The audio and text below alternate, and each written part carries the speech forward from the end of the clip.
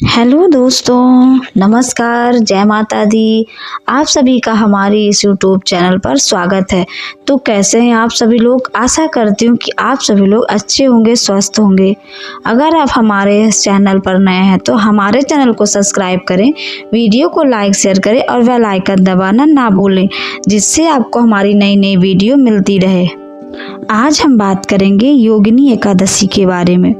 आषाढ़ माह के कृष्ण पक्ष की योगिनी एकादशी का व्रत हमें कब रखना है, पारण का शुभ मुहूर्त कब है, एकादशी तिथि कब प्रारंभ हो रही है, कब समाप्त हो रही है, या एकादशी के दिन हमें किन किन बातों का ध्यान रखना चाहिए, या फिर हमें कौन कौन से कार्य हमें नहीं करने चाहिए, जो लोग व्रत नहीं रखेंगे उन्हें कौन कौन से नियम पालन करना है, या बहुत सारे नियम एवं महत्वपूर्ण बातें आज हम इस वीडियो में जानेंगे। तो आप लोग बने रहिए मेरे साथ मेरे चैनल पर। तो चलिए शुरू करते हैं कि सभी महत्वपूर्ण बातें हम लोग जान लेते हैं। तो सबसे पहले दोस्तों आपको बता दूं कि एकादशी का व्रत जो लोग भी उठाना चाहते हैं या इच्छुक हैं वो लोग उठा सकते हैं, लेकिन हर एकादशी से नहीं उठाया जाता है। निर्जला एकादशी का व्रत पड़ा था तो मैं आप लोगों से बोली थी कि उठा लीजिएगा, लेकिन मान लीजिए जो लोग नहीं उठा पाए हैं, सोच रहे हैं उठाने के लिए, तो आप लोगों को नवंबर तक का इंतज़ार करना पड़ेगा, क्योंकि कार्तिक माह का इंतज़ार हमें करना पड़ेगा। कार्तिक माह में जब देव उठनी एकादशी आएगी तब से उठा लीजिएगा। इस बात का आप लोग ध्यान रखिएगा। हर एकादशी से एकादशी का व्रत नहीं उठाया जाता है। साल में कुछ लोग केवल 12 एकादशी का व्रत रखते हैं, मतलब शुक्ल पक्ष की एकादशी, लेकिन कुछ लोग हैं कि दोनों पक्षों की एकादशी का व्रत रखते हैं, तो वो 24 एकादशी का व्रत रखते हैं। तो आपको बता दूं कि जो लोग कृष्ण पक्ष का व्रत रखते हैं उनको किन किन बातों का ध्यान रखना चाहिए। देखिए, एकादशी व्रत में 3 दिनों का महत्व होता है। 10वीं तिथि से लेकर के द्वादशी के पारण तक संपूर्ण नियम विधि मैं इस वीडियो में बताऊंगी। मतलब कि एकादशी व्रत के संपूर्ण महत्वपूर्ण हैं इसके नियम विधि, क्योंकि मतलब कि एकादशी के व्रत से ज़्यादा महत्वपूर्ण है एकादशी व्रत के नियम विधि। केवल उठा लेने से नहीं होता है, बाकी व्रत जैसा नहीं है, बहुत ध्यान पूर्वक हमें करना होता है। तो एकादशी का व्रत, योगिनी एकादशी का व्रत हमें कब रखना है? 2 जुलाई दिन मंगलवार को हमें व्रत रखना है। तो आप तुलसी पत्र एक दिन पहले ही तोड़कर रख लीजिए। लेकिन कुछ लोग तो भूल जाते हैं। अगर जो लोग भूल जाते हैं तो उन लोगों के लिए मैं बता दूं कि जो भी पेड़ के नीचे पत्ते गिरे हों, पौधे के नीचे गिरा रहता है, वह पत्ता, उस पत्ते का भी आप इस्तेमाल कर सकते हैं। भोग में आप उसी को डाल दीजिएगा। याद आता है कि विष्णु भगवान को चढ़ाना है तो आप एक दिन पहले भी तोड़कर रख लीजिएगा। अब रह गई भोजन की बात, तो आप शुद्ध एवं सात्विक भोजन ही हमें करना चाहिए। हमें लहसुन, प्याज आदि नहीं खाना है, और आप उस दिन मसूर की दाल, बैगन या मूली वगैरह नहीं खा सकते हैं। कभी भी एकादशी का व्रत हमें ये सब चीज़ों को खा करके नहीं रख सकते। आलू की सब्जी, लौकी की सब्जी, कद्दू की सब्जी आप खा सकते हैं। केवल लहसुन, प्याज नहीं खाना है, बैगन, मसूर आदि मूली वगैरह नहीं खाना है। 10वीं के दिन सरसों का तेल आप खा सकते हैं। शुद्धता को ध्यान में रखकर ही हमें भोजन बनाना चाहिए। कुछ लोग तो नॉनवेज खाते हैं।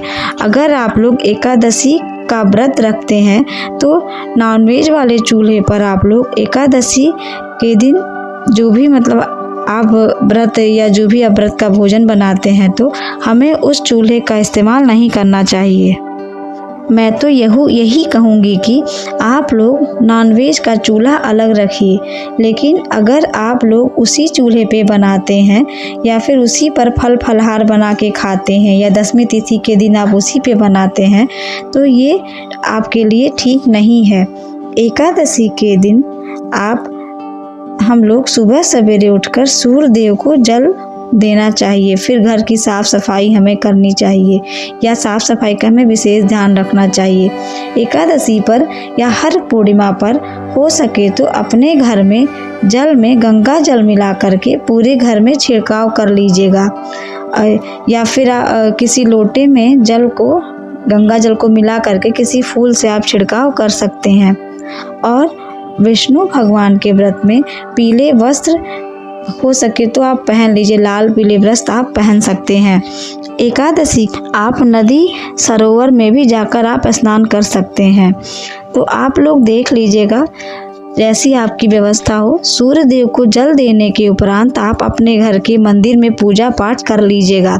विष्णु भगवान की हमें विधि विधान से पूजा करनी है। जो लोग व्रत रखे हों आप लोग विष्णु भगवान को पीला फल भी भोग लगा सकते हैं।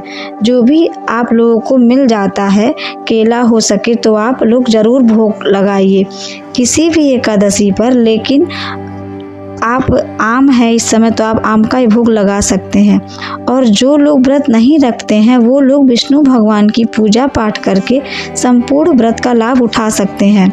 उस दिन विष्णु भगवान की पूजा करने के बाद ही आप लोग कुछ खा पी सकते हैं। प्रतिदिन जो लोग आप लोग बिजी ही रहते होंगे या किसी कारणवश आप लोग कुछ ना कुछ खा पी कर पूजा करते होंगे, लेकिन एकादशी के दिन ऐसा ना करें। आप लोग पहले डायरेक्ट पूजा ही कर लीजिए। जो लोग व्रत नहीं रखते हैं उनके लिए मैं बता रही हूँ, और जो लोग व्रत रखे हैं वो लोग तो पूजा करेंगे ही। पूजा करते समय आपको उच्चारण हमें करते रहना चाहिए। ओम नमो भगवते वासुदेवाय मंत्र का उच्चारण करते रहना चाहिए।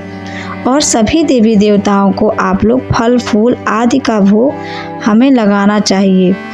एकादशी के दिन तुलसी जी में हमें जल नहीं डालना चाहिए, इस बात का आप लोग विशेष ध्यान रखेंगे। हाँ, आप दूर से दीपक अगरबत्ती धूप आदि आप दिखा सकते हैं, लेकिन किसी भी देवी देवता को आप लोग अन्न का भोग ना लगाएं, इस बात का भी आप लोग ध्यान रखिएगा। ये तो हो गए एकादशी के व्रत का नियम विधि। इस एकादशी पर आप अपने हाथों से कुछ ना कुछ आप दान कर सकते हैं। अन्न का दान हम नहीं कर सकते, आप चाहें तो पैसा रुपया फल फ्रूट पानी आदि जल का भी आप दान कर सकते हैं। एकादशी के दिन ध्यान रखें कि आप अगर स्वस्थ हैं तो सोए नहीं, लेकिन अगर जो आप सोते हैं तो अपने आंचल में आप तुलसी पत्र बांध कर ही आप सोएं। ये सभी कार्य हमें करने हैं व्रत के दिन। हो सके तो किसी भी की भी बद्दुआ वगैरह ना लें, किसी का अपमान ना करें, किसी जानवर को ना मारें, किसी से लड़ाई झगड़े आदि हमें नहीं करना चाहिए, किसी भी व्यक्ति को भला बुरा आदि ना कहें, चुगली निंदा वगैरह ना करें। हमें ये सब नहीं करना चाहिए, क्योंकि एकादशी का एक ऐसा व्रत है जो आप लोग खुद के लिए या हम लोग खुद के लिए कर सकते हैं। और जो भी हमारे द्वारा पाप होते हैं और उन पापों से हमें मुक्ति मिल जाती है, वे सभी पाप नष्ट हो जाते हैं। अगर आप एकादशी का व्रत करते हैं तो आप इस बात का विशेष ध्यान रखें। और रात्रि में भी आप एकादशी व्रत में आप फल फलाहार आप कर सकते हैं। द्वादशी के नियम। द्वादशी के दिन सुबह सवेरे उठकर स्नान आदि से निवृत्त होकर के हमें फिर पूजा पाठ आदि कर के ही हमें कुछ खाना चाहिए। आपको ध्यान रखना है कि कुछ ना कुछ दान कर लीजिए। द्वादशी के दिन आप अन्न आदि का भी दान किया जाता है, जैसा अन्न आदि जो भी आपके पास व्यवस्था हो। यदि आपकी इच्छा हो, जो भी आपकी इच्छा हो आप दान कर सकते हैं। कहीं अगर कुछ देने का जगह नहीं है तब आप पैसे का भी दान कर सकते हैं। उस पैसे को आप मंदिर में जाकर दान पेटी में आप डाल सकते हैं। अगर आपके यहाँ भोजन सही समय पर बन जाता है तो आप लोग भोजन का ही पारण करें, लेकिन अगर नहीं बन पाता है तो आप लोग सबसे पहले तुलसी पत्र और गंगा जल सुबह सवेरे मुख में डाल लीजिए, तो आपका पारण शुद्ध रूप से सही माना जाएगा। भोजन शुद्ध एवं सात्विक भोजन का ही हमें उपयोग करना है। द्वादशी के दिन भी हमें लहसुन प्याज नहीं खाना चाहिए। मसूर की दाल, बैगन, मूली आदि भी हमें नहीं खाना है। अरहर की दाल, चने की दाल आप ये सब खा सकते हैं। उसके बाद रोटी वगैरह खा करके एक समय भोजन किया जाता है और रात्रि में फिर सीधे रात्रि में ही आप खा सकते हैं। लेकिन अगर जो आपको भूख लग जाती है तो आप लोग फल फलाहार खा सकते हैं। मान लीजिए अगर आपको लहसुन प्याज आदि खाना है तो आप लोग रात्रि में खा सकते हैं। तो सारी बातें क्लियर हो गई। 10वीं से लेकर के द्वादशी तक के सभी नियम विधि मैं आपको बता दी। अब चलिए आगे हम लोग जान लेते हैं कि एकादशी तिथि कब से प्रारंभ हो रही है और कब समाप्त हो रही है और पारण का शुभ मुहूर्त क्या है। एकादशी तिथि प्रारंभ हो रही है 1 जुलाई 2024 सुबह 10:28 पर। एकादशी तिथि समाप्त हो रही है 2 जुलाई 2024 8:42 पर। एकादशी तिथि समाप्त हो जाएगी, इसीलिए योगिनी एकादशी का व्रत उदया तिथि को ध्यान में रखते हुए और द्वादशी युक्त एकादशी हमें मिल रही है 2 जुलाई को। हम व्रत रखेंगे 2 जुलाई दिन मंगलवार को और पारण का शुभ मुहूर्त 3 जुलाई 2024 दिन बुधवार सुबह 5:28 से लेकर के 7:10 तक आप लोग पारण कर सकते हैं। तो ठीक सभी बातें हमारी क्लियर हो गई। ये वीडियो मेरा यहीं तक का है। फिर मिलते हैं हम एक नए वीडियो के साथ। तब तक के लिए आप सभी को नमस्कार। स्वस्थ रहिए, सुरक्षित रहिए और जहाँ भी रहिए आप लोग खूब खुश रहिए। अगर आपको हमारी यह वीडियो अच्छी लगी हो तो कमेंट में जय माता दी लिखना ना भूलें। यह वीडियो देखने के लिए आप सभी का बहुत बहुत धन्यवाद।